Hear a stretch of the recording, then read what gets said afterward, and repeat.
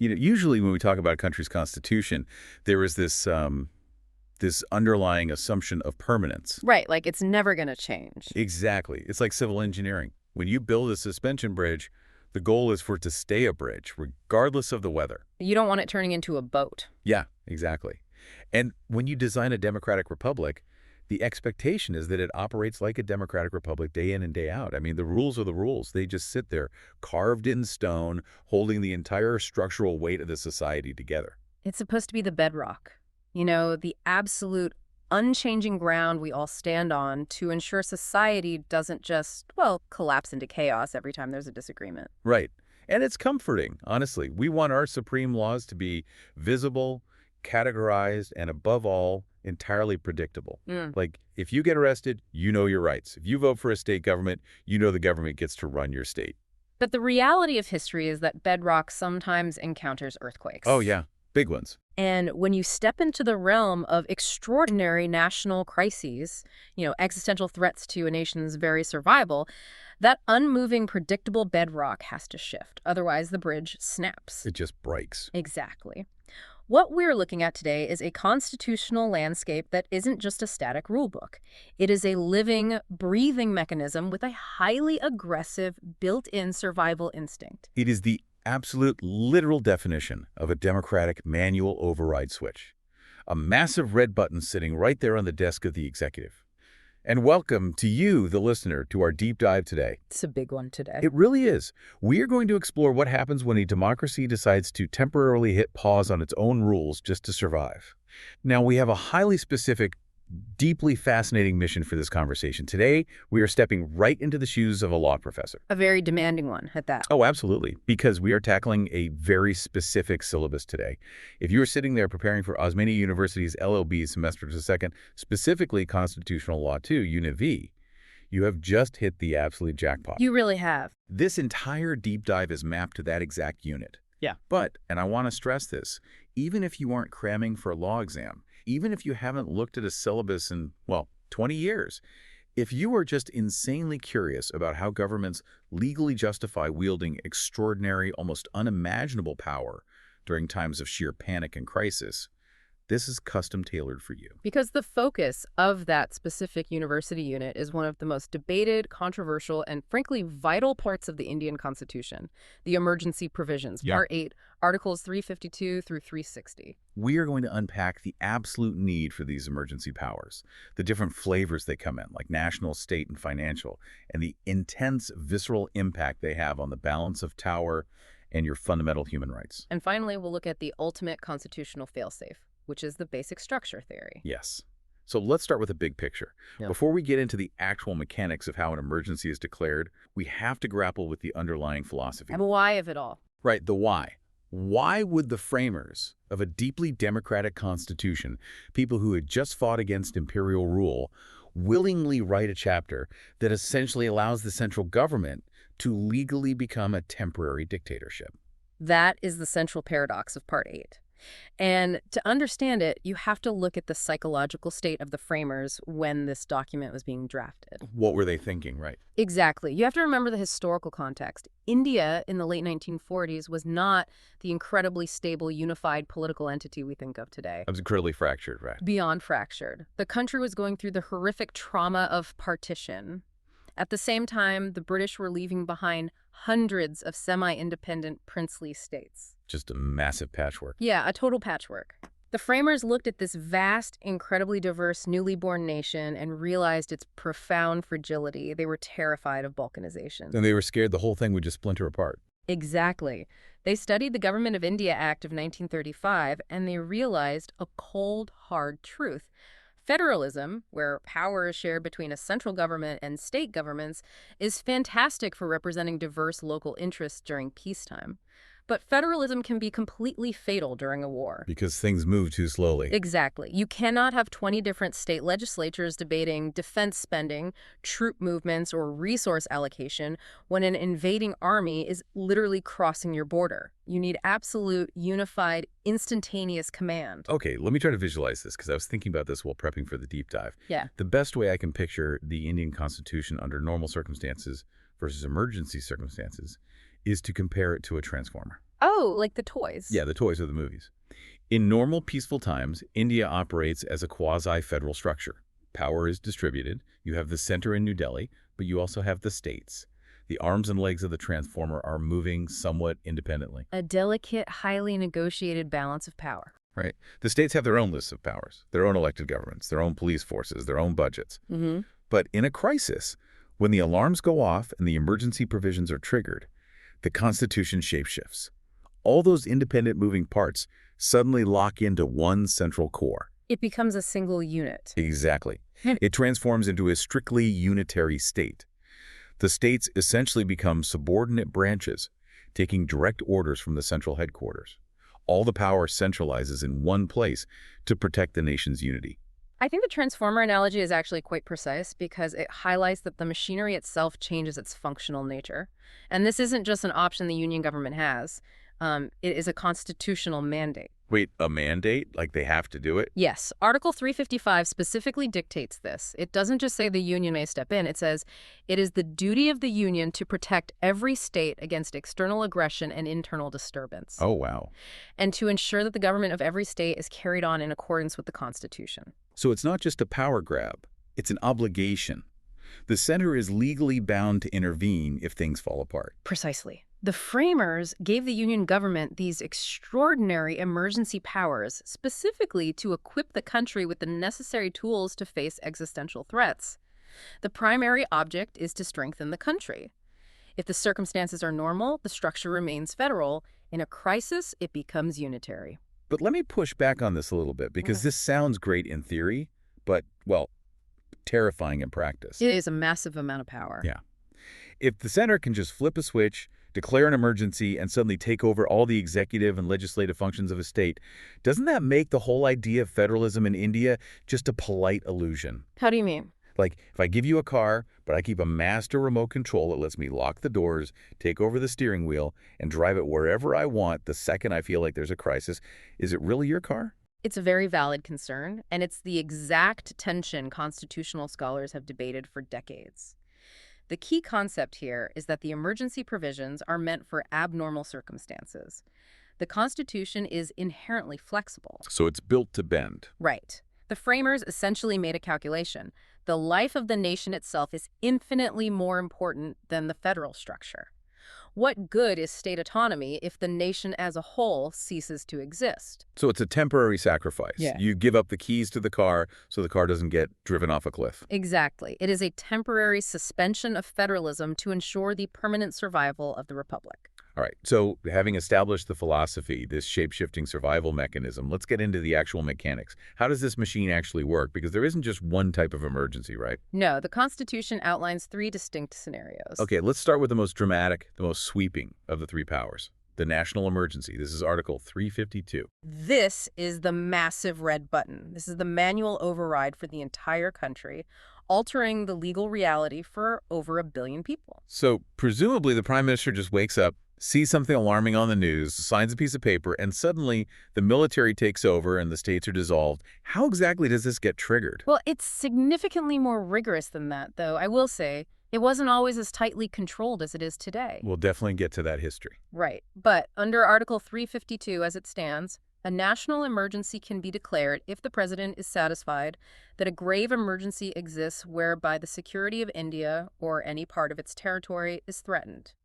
And the Constitution lays out 3 highly specific triggers. Sure. War, external aggression, or armed rebellion. War makes sense. 2 sovereign nations officially declaring hostilities. What's the difference between that and external aggression? External aggression covers situations where there is military conflict or an attack by another country, but without a formal declaration of war. Oh, like a border skirmish. Yes.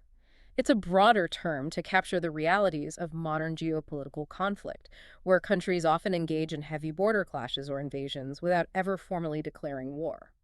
And what about the timing? Does foreign infantry literally have to be marching through the streets before the president can act? No, and this is a crucial mechanism of survival. The explanation attached to Article 352 explicitly states that the proclamation can be made before the actual occurrence of war, aggression, or rebellion. So they can act preemptively. If the president is satisfied that the danger is imminent, that is sufficient to trigger the emergency.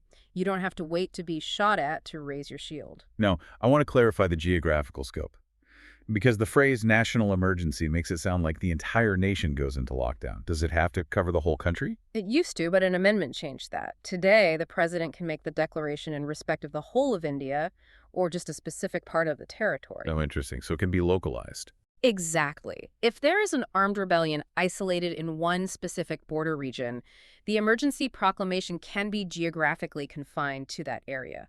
However, it's worth noting that even if the emergency is localized, the executive powers of the Union can still stretch beyond that specific zone if it's necessary to handle the threat. Okay, so the triggers are severe: war, aggression, armed rebellion.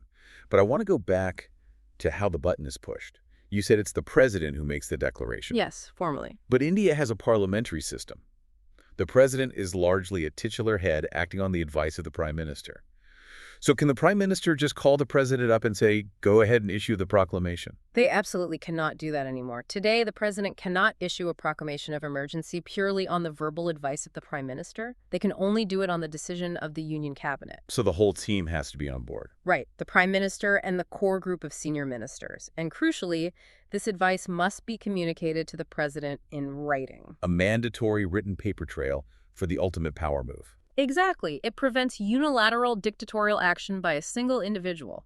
And the checks and balances don't stop there. What else is there? Once the president makes the proclamation, a very fast countdown clock starts ticking.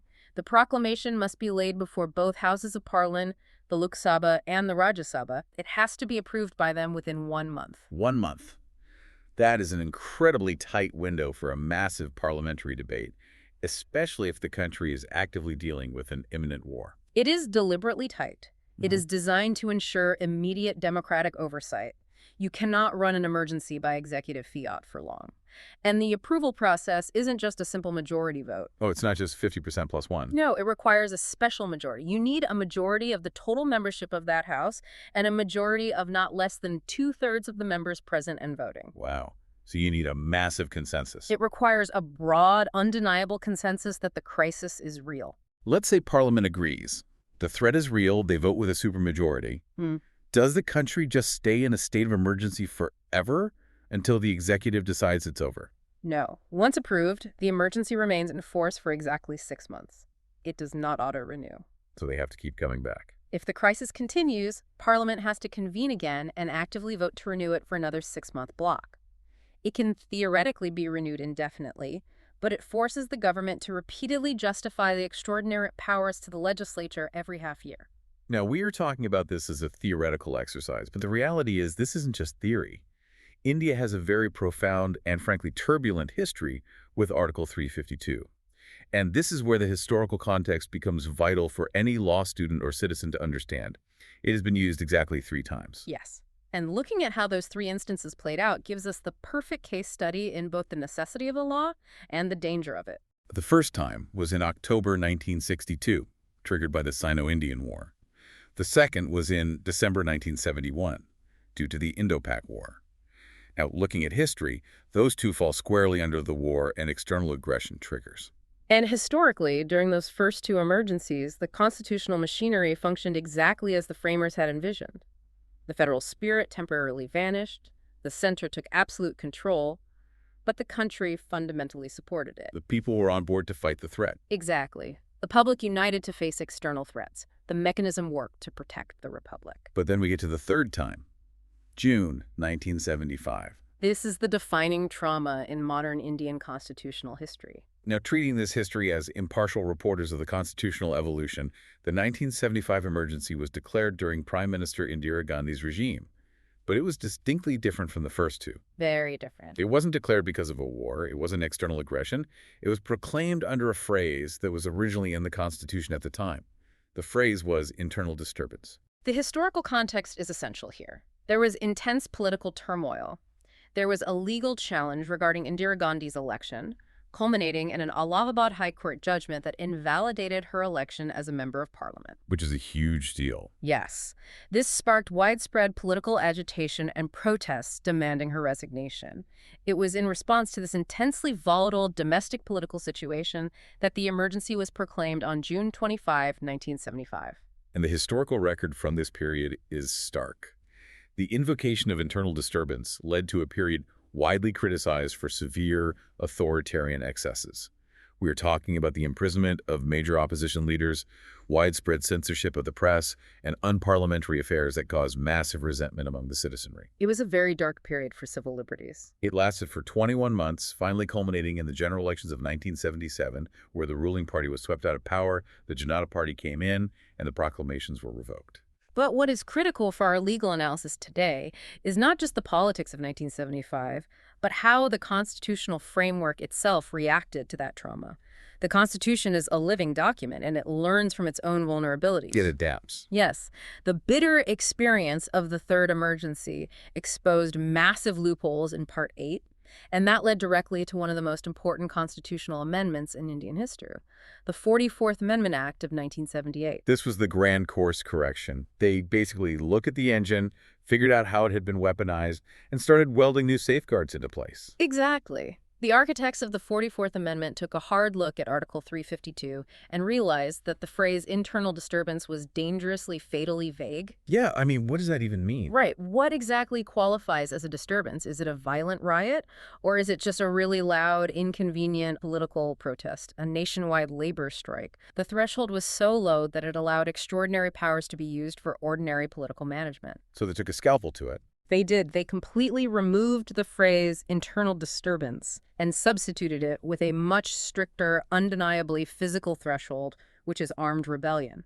That is a massive difference in legal meaning. You can't just have a massive rally in the Capitol demanding the government resign. You literally need groups of people taking up arms, engaging in violent insurrection against the state to trigger an internal national emergency today. It fundamentally raised the bar. The 44th Amendment also introduced all those mechanical safeguards we discussed earlier. Like the written advice. Yes, it introduced the requirement for the written advice of the cabinet, ensuring the prime minister couldn't act in isolation. It tightened the parliamentary approval process to that 1-month window, and it introduced the requirement for periodic approval every 6 months. So they built a cage around the power. The entire theme of the 44th Amendment was to build a cage of robust checks and democratic accountability around these emergency provisions to prevent a repeat of 1975. Okay, so we've covered the why and the how and the historical triggers, but we need to look at the human cost. Declaring an emergency on paper is a procedural act, but what does it actually do? That's the real question. When the president signs that paper, what is the immediate impact on the state governments? And more importantly, what happens to the everyday citizen walking down the street? The impact is profound, immediate, and pervasive. It alters the fundamental relationship between the citizen and the state, and it completely rewrites the relationship between the states and the center. Let's look at the structural impact first, the federalism aspect. Articles 353 and 354 manage this transition. Right, this is where our transformer officially locks into unitary mode. How does the center actually assume control over a state? Do they send in new governors? They don't necessarily have to replace the state government, but they completely override its autonomy. Under Article 353, the executive power of the Union instantly extends to giving directions to any state as to the manner in which the state's executive power is to be exercised. So they just start giving orders? Yes. In normal times, a state chief minister and their cabinet run their state according to their own mandate. During a national emergency, the Union government in New Delhi has the constitutional authority to legally direct them on what to do, how to deploy their police, how to manage their resources. So sticking with our earlier metaphor, the local branch manager is still sitting at their desk, but the CEO from headquarters is standing over their shoulder, dictating every single email and every single decision. Yes, and the branch manager has no legal recourse but to comply. But it goes much further than just executive directions. The legislative power, the power to make laws, shifts entirely. How so? Normally, the Constitution strictly divides power using 3 lists: the Union list, the state list, and the concurrent list. Parliament cannot normally pass laws on subjects reserved exclusively for the states in the state list. Subjects like local public order, public health, local government, municipalities, agriculture. Exactly. But under Article 353, the moment a proclamation of emergency is in operation, the walls between those lists evaporate. Parliament's legislative power expands to include making laws on any matter, even those enumerated in the state list. So Parliament just takes over the state's job. Parliament can essentially step into the shoes of the state legislatures and pass laws governing local state issues for the entire country. But what about the money? You can't run a state or direct state resources without controlling the revenue. That brings us to Article 354, which completes the federal takeover. The president is empowered to modify the constitutional provisions related to the distribution of revenues between the center and the states. Whoa, so they can just take the money. Normally, there is a very complex formula for how taxes collected by the center are shared with the states to fund their budgets. During an emergency, the president can alter or completely suspend that distribution, rerouting all financial resources to fund the national emergency effort. Politically, legally, and financially, the federal character of the nation vanishes. Okay, so the state governments are essentially neutralized. That is a massive structural shift. But let's bring it down to the ground level, the impact on fundamental rights, because this is the part of the syllabus where things get truly chilling. Articles 358 and 359. These are arguably the most consequential and heavily debated provisions in Part 8. These articles deal directly with the rights of the individual citizen against the massive power of the state. Let's begin with Article 358. This one involves an automatic trigger. Yes. Article 358 dictates that the moment a national emergency is proclaimed, specifically declaring that the security of India is threatened by war or external aggression, Article 19 of the Constitution is automatically suspended. Now, for anyone who isn't a constitutional law student, Article 19 isn't just some minor procedural footnote. Article 19 is the beating heart of democratic participation. It really is. It guarantees the 6 fundamental freedoms: the freedom of speech and expression, the right to assemble peaceably without arms, the right to form associations or unions, the right to move freely throughout the territory of India, the right to reside and settle in any part of the country, and the right to practice any profession or carry on any occupation. And under Article 358, the moment that emergency for war or aggression is declared, all 6 of those freedoms are legally paused for the duration of the emergency. The state is freed from the restriction of Article 19. Just totally paused. Yes. Yeah. This means the legislature can make laws, or the executive can take actions that directly violate your freedom of speech, or censor the press, or restrict your movement. And crucially, those laws or actions cannot be challenged in any court on the grounds that they violate Article 19. It's just turned off. The government can say, you cannot publish this newspaper, or you cannot leave this city, and you have no constitutional grounds to argue. It is turned off. Now, it's very important to note a specific nuance introduced by our old friend, the 44th Amendment. Okay, what did they do here? Article 358 only applies automatically when the emergency is declared on the grounds of war or external aggression. It does not automatically suspend Article 19 if the emergency is declared merely for armed rebellion. The framers of the amendment realized that an internal rebellion shouldn't automatically strip the entire nation of free speech. That's a vital safeguard. But then we have the companion article, Article 359.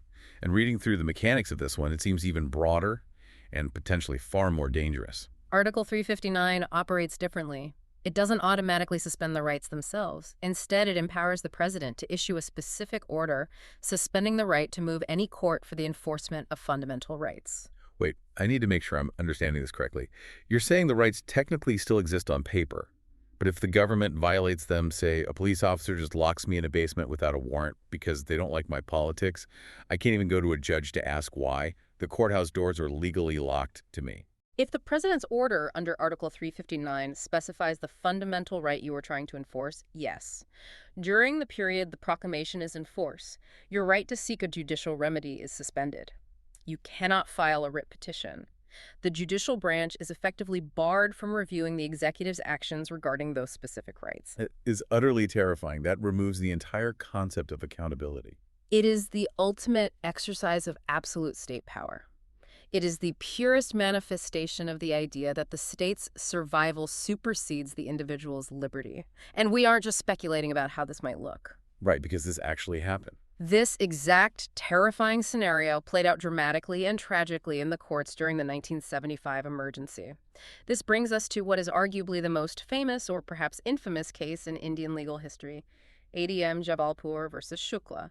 widely known as the habeas corpus case. We absolutely have to dive deep into this case. Set the scene for us. What were the facts on the ground? It was the height of the 1975 emergency. The president had issued an order under Article 359 suspending the right to move courts to enforce Articles 14, 21, and 22. Thousands of political opponents, journalists, and activists were being arrested and detained without trial under a draconian law called the Maintenance of Internal Security Act, or MISA. So people are just vanishing into prison cells. Yes. In response, several of these detainees filed habeas corpus petitions in various high courts across the country under Articles 226 and 32. Remind us what habeas corpus does. Habeas corpus is an ancient legal writ that literally means produce the body. They were basically asking the high courts to order the government to bring them to court and prove that they were being held legally. And what did the high courts do? Did they just say, sorry, Article 359, our hands are tied? Interestingly, no. Several high courts showed immense judicial courage. They actually agreed with the detainees. They ruled that even though the emergency was in effect, the courts still retained the authority to review whether the detention orders were mollified, meaning made in bad faith or out of personal vendetta, or if they were completely outside the bounds of the MISA law itself. So they tried to hold the line. They essentially said, an emergency doesn't give the police a blank check for illegal acts. That sounds like a perfectly reasonable, balanced approach. But the state, the central government, was furious. They immediately appealed these high court decisions to the Supreme Court of India, and this led to the landmark judgment in 1976. And this is where the bedrock cracked. It did. The Supreme Court constituted a 5-judge constitutional bench to hear the matter, and in a devastating 4-1 majority judgment, the Supreme Court ruled in favor of the state, overturning the high courts. How did they justify that? How do 4 Supreme Court judges agree that a citizen has no right to ask why they are in a cage? The majority relied on a strict, literal interpretation of the Constitution.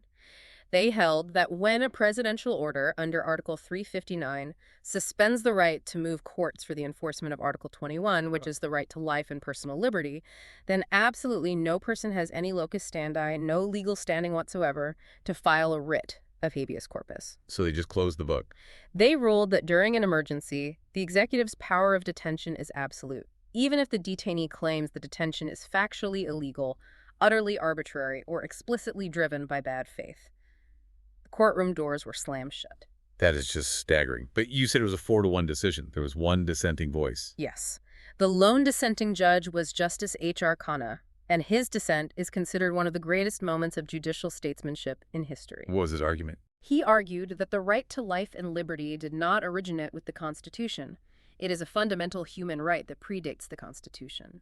Therefore, he argued, Article 21 cannot be the sole repository of the right to life. Even during an emergency, the state cannot strip a person of their liberty without the authority of law, and the courts must always retain the power to check if that law is being followed. He essentially said there has to be a floor. We cannot fall below basic human dignity. Exactly. But he was outvoted. The majority ruling stood. Justice Khanna's dissent cost him the position of Chief Justice of India. He was superseded by the government shortly after. The ADM Jabalpur decision was heavily criticized throughout the country and around the world. It is widely considered the absolute nadir, the lowest point of fundamental rights jurisprudence in India. But this isn't where the story ends, right? Because earlier we talked about how the Constitution learns from its traumas. Yes, and here is the massive, critical aha moment for our law students listening. The legal system absorbed the horror of the ADM Jabalpur ruling. When the Janata Party government came into power and drafted the 44th Amendment Act in 1978 to clean up the emergency provisions, they specifically surgically targeted the habeas corpus ruling. They added a few words. A parenthesis that changed the entire fabric of the Republic. They amended Article 359 to explicitly state that the president can suspend the right to move any court for the enforcement of rights conferred by Part 3, except Articles 20 and 21. Let's underscore that. Put it in bold font. Except Articles 20 and 21 break down exactly what those 2 articles protect. Article 20 provides protection in respect of conviction for offenses. It guarantees protection against double jeopardy, being tried twice for the same crime, protection against self-incrimination, being forced to testify against yourself, and protection against ex post facto laws, being punished for something that wasn't a crime when you did it. And Article 21? Article 21 is the monumental one. It guarantees the right to life and personal liberty. It states, no person shall be deprived of his life or personal liberty except according to procedure established by law. So, synthesizing all of this, what does that amendment mean for the citizen today? It means that the AVM Jabalpur scenario can never happen again. It means that even in the darkest, most terrifying existential crisis the nation could possibly face, a full-scale invasion, a violent armed rebellion, the government can never, ever suspend your right to life and personal liberty. That's a huge relief. You will always permanently have the right to approach a high court or the Supreme Court and ask for a writ of habeas corpus if you are unlawfully detained. The state can never become a total black hole for human rights. There's a baseline of dignity that even a national emergency cannot erase. Exactly. It was a profound constitutional victory, a permanent safeguard born directly out of a deeply difficult and painful historical period. Okay, we have spent a lot of time on the massive nationwide scale of Article 352. But if you look at the historical usage of emergency powers, the vast majority of the time, the government hasn't used Article 352. They've used a different tool. Yes, a very different tool. We are shifting gears now from external wars and nationwide crises to localized, highly political breakdowns. This is Article 356, the state emergency, colloquially and widely known as President's Rule. If Article 352 is a massive sledgehammer designed to fend off an invading army, Article 356 was intended by the framers to be a delicate surgical scalpel. It was designed to be used only when a specific individual state's constitutional machinery completely breaks down. But I'm guessing it wasn't used like a scalpel. Not at all. History has shown us that this scalpel was often used much more like a political broadsword. Let's look at the core mechanics first, because the triggers here are entirely different. It's not about war or armed rebellion anymore. Right. How does the state emergency get invoked? Article 356 is invoked when the president is satisfied that a situation has arisen in which the government of a state cannot be carried on in accordance with the provisions of the Constitution. Now, the president usually reaches this satisfaction upon receipt of a formal report from the governor of that specific state, though the president can theoretically act without a report if they have other information. Okay, let's unpack the players here. The governor of a state is not elected by the people of that state, right? They are appointed by the president, which in reality means they are appointed by the central government in New Delhi. That is correct. The governor is the constitutional head of the state, meant to act as a bridge between the center and the state. Right, so the centrally appointed governor sends a report to the center saying, the locally elected chief minister's government has broken down. They cannot govern constitutionally. And the president, acting on the advice of the central cabinet, steps in and hits the override switch for that specific state. What actually happens to the state government when president's rule is proclaimed? The elected state government is immediately dismissed. The chief minister and their cabinet lose their power. Furthermore, the state legislative assembly, the elected lawmakers of that state, is either suspended, kept in a state of suspended animation, or entirely dissolved, necessitating fresh elections. So they just wipe the slate clean. The executive power of the state is assumed directly by the president, who then delegates it to the governor to run the administration directly. And crucially, the Union Parliament in New Delhi takes over the legislative functions of that state. So the state is basically put into corporate receivership. The union government completely steps into the shoes of the state government. Yes. The democratic mandate of the state electorate is temporarily bypassed in the name of constitutional stability. Now, when we look at the historical data, there is a staggering statistic that just absolutely blew my mind when I read it. Up to the year 1994, state assemblies were dissolved over 90 times. 90 times. It is an incredible, almost absurd frequency. Especially when you consider that Dr. B.R. Ambedkar, the chairman of the drafting committee and one of the principal architects of the Constitution, explicitly hoped that Article 356 would remain a dead letter. A dead letter, like never used.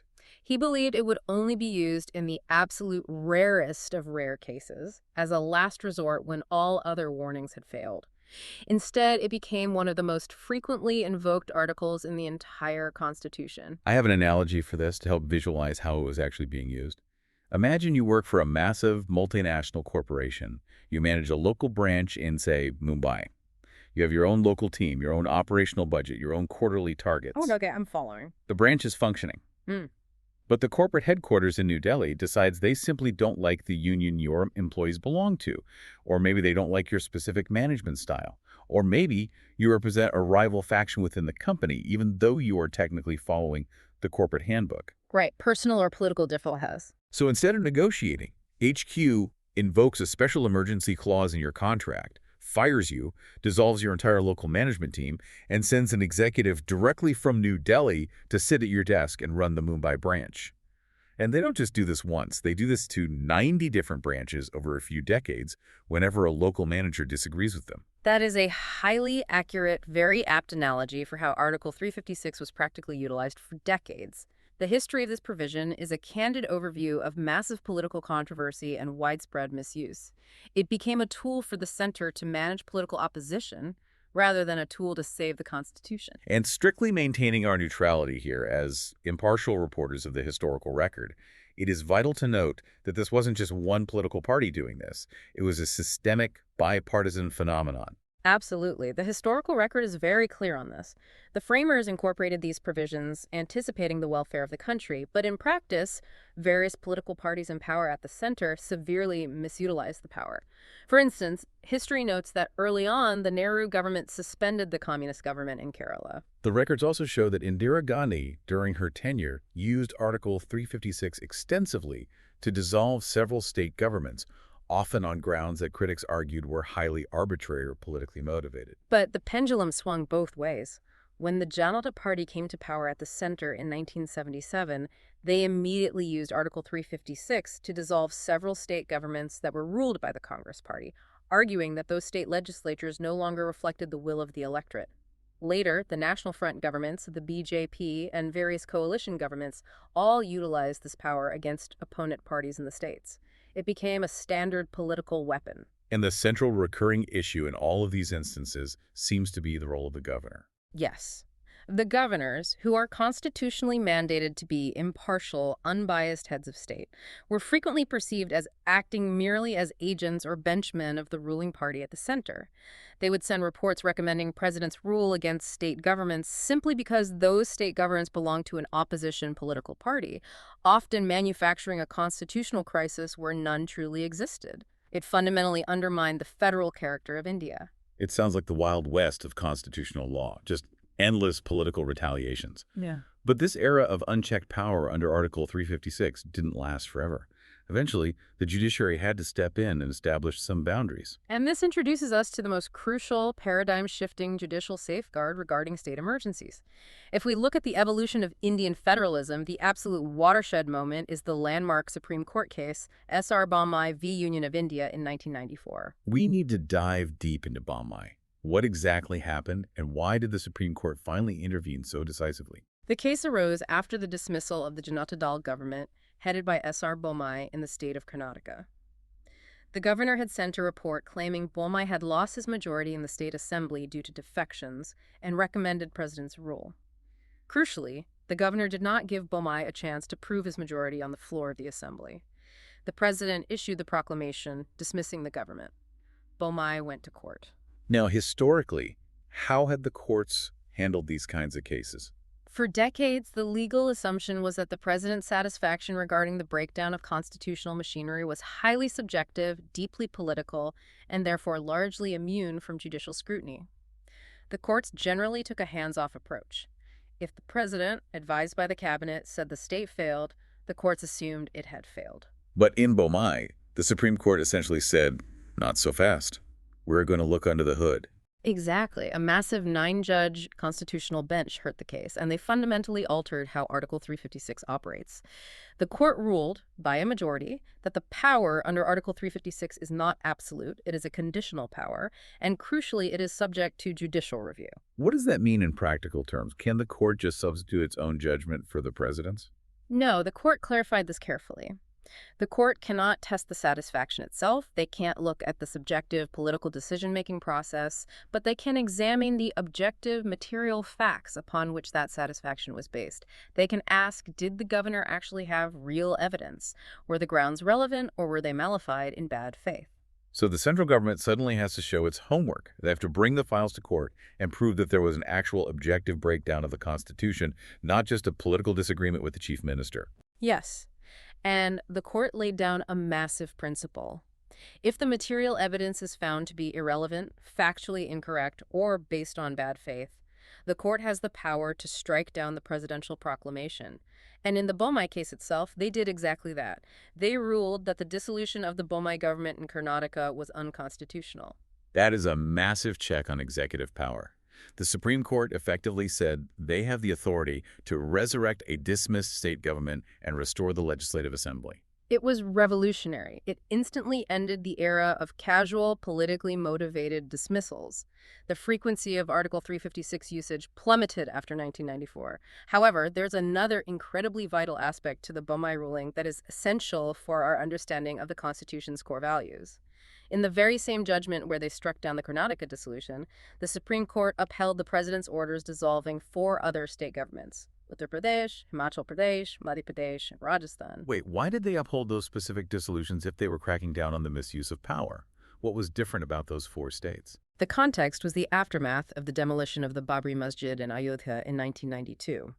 The state governments in question were run by a party that the central government argued was implicitly or explicitly supporting the religious mobilization that led to the demolition and subsequent communal violence. So the center argued that these states were failing to maintain a secular administration. Exactly. And the Supreme Court agreed.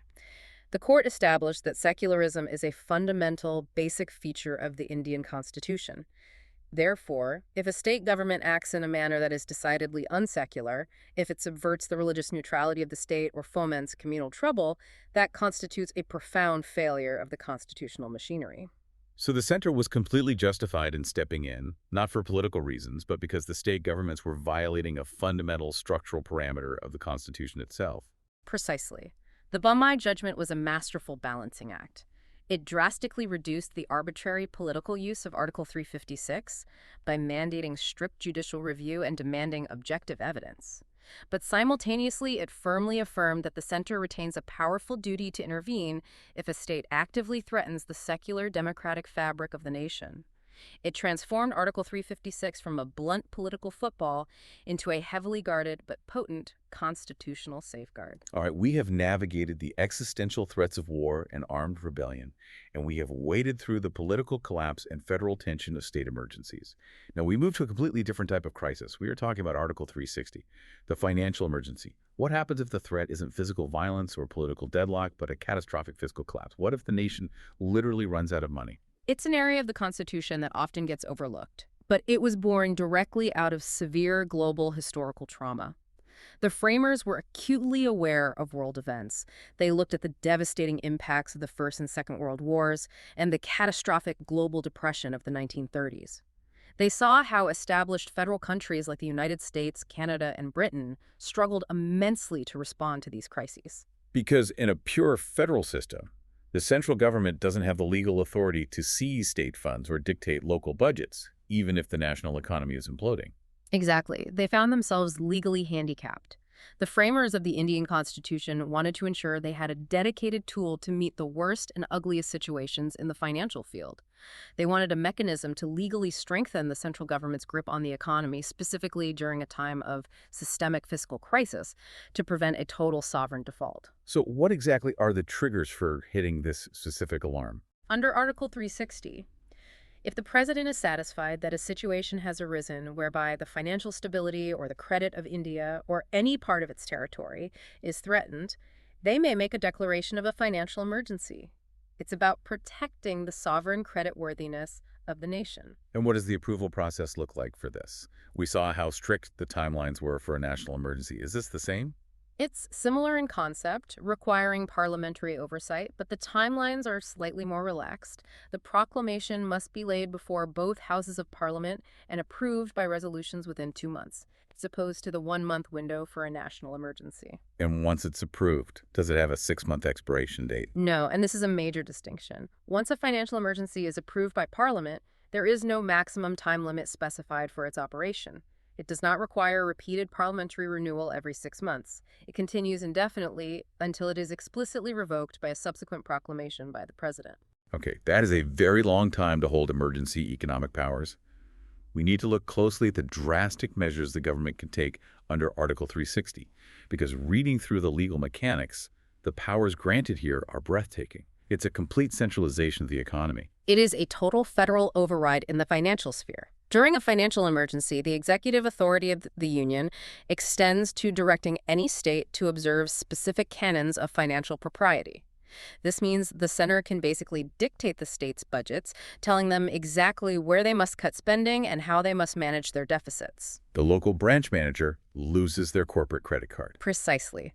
And the legislative impact is equally severe. A provision can be made requiring that all money bills or other financial bills passed by the state legislatures must be reserved for the consideration of the president. Even if a state assembly votes to spend money, the president can veto it. The states entirely lose their economic legislative independence. But the part of Article 360 that really made me pause, the part that shows just how desperate a situation this is meant for, is what they can do to salaries. Yes, the salary reduction clauses. Under Article 360, the president is legally competent to issue directions for the reduction of salaries and allowances of all or any class of persons serving in connection with the affairs of the union or the states. They can slash the pay of millions of government employees across the country. But it's not just regular bureaucrats. The text specifically emphasizes a group that is usually untouchable, including the judges of the Supreme Court and the high courts. And for a constitutional law student, that is a massive, shocking detail to grasp. Under normal, non-emergency constitutional provisions, the salaries, allowances, and pensions of Supreme Court and High Court judges are strictly ironclad protected. They are charged directly on the Consolidated Fund of India and cannot be varied to their disadvantage after their appointment. Because the entire point of an independent judiciary is that they don't have to worry about the government cutting their pay. If a judge rules against the prime minister, they shouldn't have to fear a pay cut the next day. Financial independence is the absolute bedrock of judicial independence. Exactly. You cannot have rule of law if the judges are financially beholden to the executive. But Article 360 is the one singular exception in the entire Constitution. In a true financial survival scenario, where the state treasury is empty and the nation's credit is collapsing, the framers decided that even the judges must share the financial burden. It demonstrates just how severe and catastrophic they considered a threat to financial stability to be. But here's the most incredible fact about Article 360, and it is a genuine point of pride for Indian economic and political history. It is entirely, completely untapped. Despite more than 7 decades passing since the Constitution came into force, and despite massive, devastating global catastrophes, India has never once invoked a financial emergency. It is a remarkable track record. The global economy has faced enormous shocks. There was the massive balance of payments crisis in India in 1991, where the country was days away from defaulting on its international obligations. There was the Asian financial crisis of 1997, where economies like Malaysia, South Korea, and Thailand were heavily damaged. And of course, the devastating global financial crisis of 2008. And through all of those fiscal storms, the government managed to stabilize the economy through policy, legislation, and international loans without ever needing to pull the red handle of Article 360. It remains a powerful constitutional provision, heavily armed, fully loaded, and ready to deploy, but its impact remains entirely theoretical. It stands as a silent sentinel, a safeguard meant only for the most exceptional catastrophic circumstances designed to protect national economic security. The fact that India has managed to navigate every fiscal storm without it is a testament to the resilience of its normal economic framework. So we have taken an incredible journey through the entire Part 8. We've seen national emergencies that can suspend fundamental human rights. We've seen state emergencies that can dissolve democratically elected local governments. We've seen financial emergencies that can theoretically slash a Supreme Court judge's salary. Throughout all of this, the president, acting on the binding advice of the cabinet, wields immense, staggering power.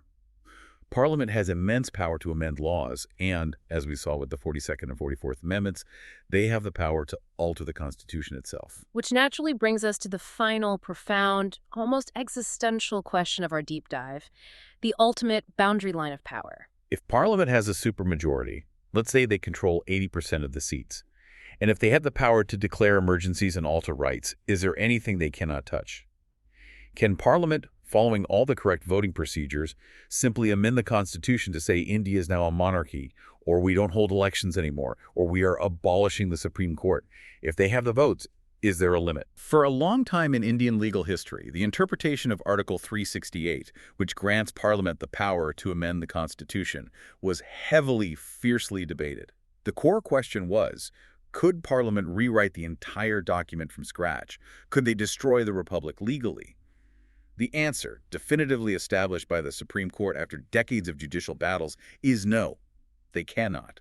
And the mechanism that prevents this is known as the basic structure theory. The basic structure theory. I love this concept. It's like an invisible, impenetrable judicial force field protecting the absolute soul of the Constitution. Force field is a fantastic way to describe it. The basic structure theory dictates that even with a massive, unprecedented supermajority, and even during a state of emergency, Parliament cannot alter, destroy, or abrogate the fundamental soul or basic features of the Constitution.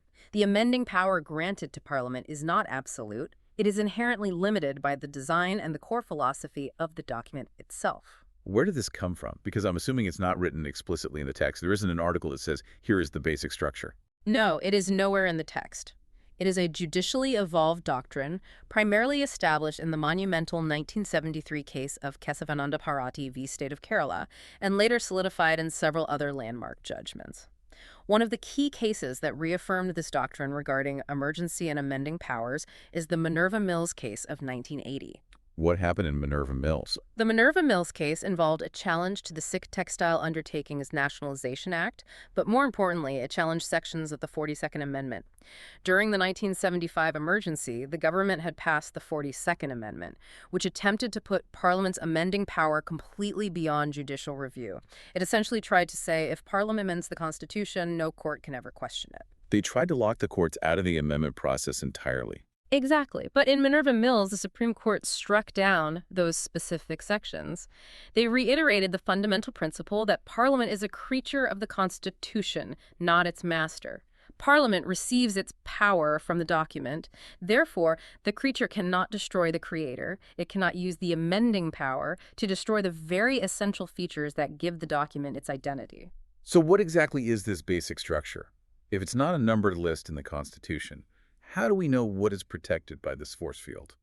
It is determined by the courts on a case-by-case basis, but over time, through various judgments, the Supreme Court has identified a clear constellation of features that are so foundational they cannot be amended away. Where are some of the heavy hitters on that list? At the very top is the rule of law, the idea that society is governed by laws, not arbitrary men. Next is judicial review, the fundamental power of the courts to examine and strike down unconstitutional actions of the executive and the legislature.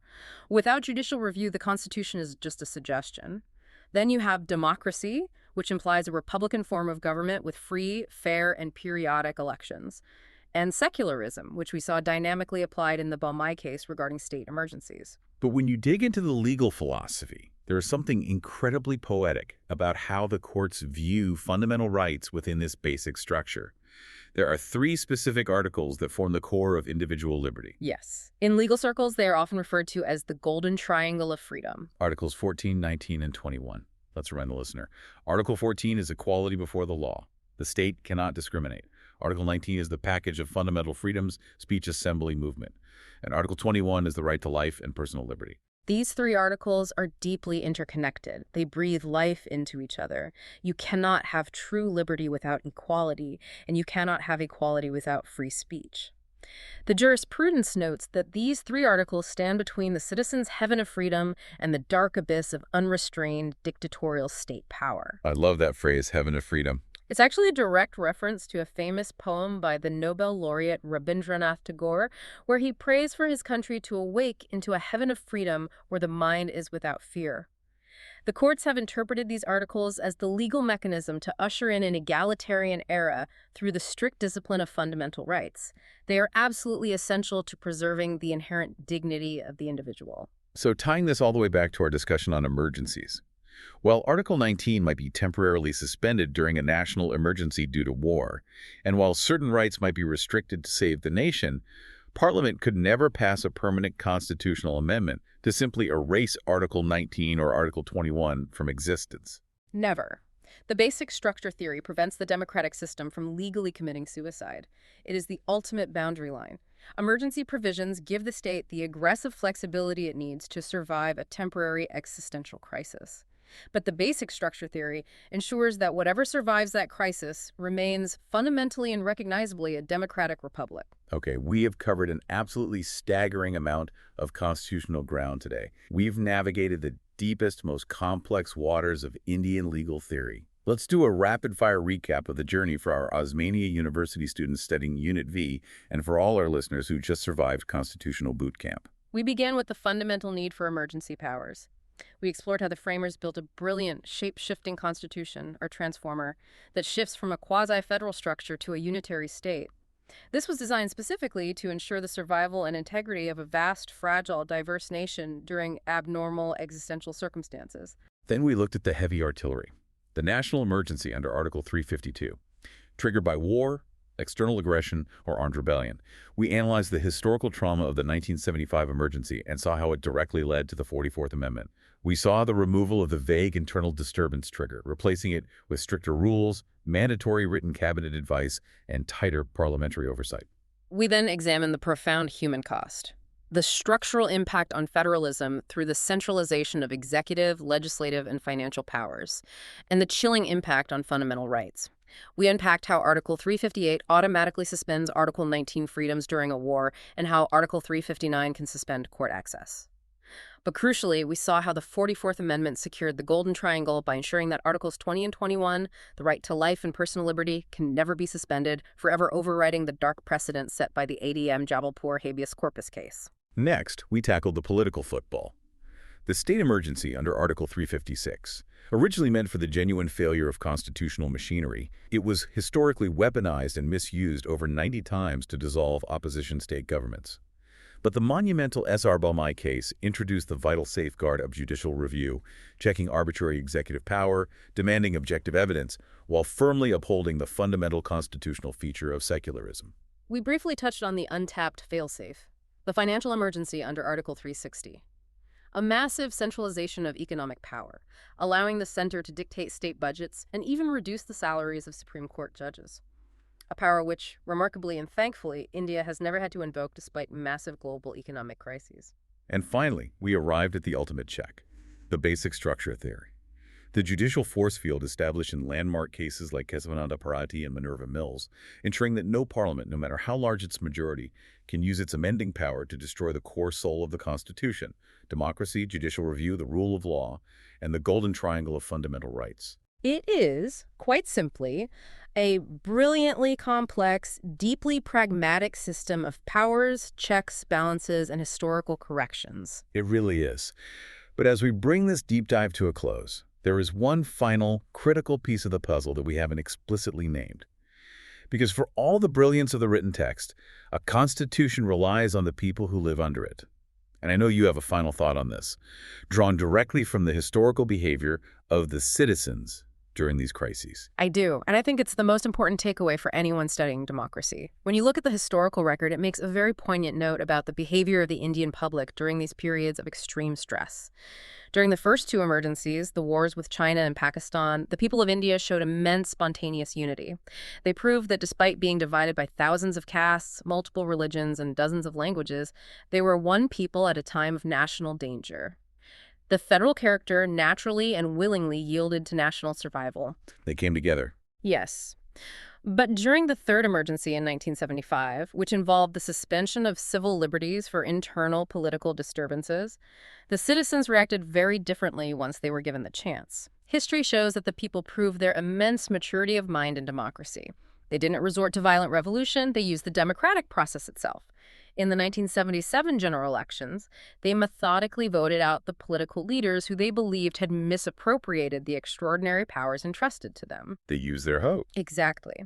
And that leads to a provocative, vital thought for everyone listening. The ultimate safeguard against tyranny isn't actually written anywhere in Part 8 of the Constitution. It's not the strict wording of Article 352, and it's not the 44th Amendment. It isn't even the Supreme Court or the brilliant judicial force field of the basic structure theory. What is it then? The true failsafe, the absolute final line of defense, the only thing that ultimately stops the manual override switch from getting permanently stuck in the dictator position, is the democratic maturity and the relentless vigilance of the citizens themselves. Without an engaged, educated, and aware public willing to ruthlessly guard their rights at the ballot box, even the most perfectly drafted Constitution, even the most eloquent Supreme Court judgment is ultimately just ink on paper. So as you step away from this deep dive, the question you need to mull over isn't just a legal one, it's a personal one. How actively and how fiercely are you guarding your golden triangle? A very profound point to end on. A profound and necessary question for any citizen living in any democracy today. Thank you for joining us on this incredible, exhaustive deep dive into the emergency provisions. Whether you were walking into your Osmania University exams ready to completely ace constitutional law 2, or whether you were just walking away with a deeply renewed appreciation for how the gears of your government actually function under intense pressure, we are thrilled you took this journey with us. Next time you drive over a bridge, remember, sometimes the most advanced, resilient structures are the ones specifically designed to shapeshift when the alarms sound. Until next time.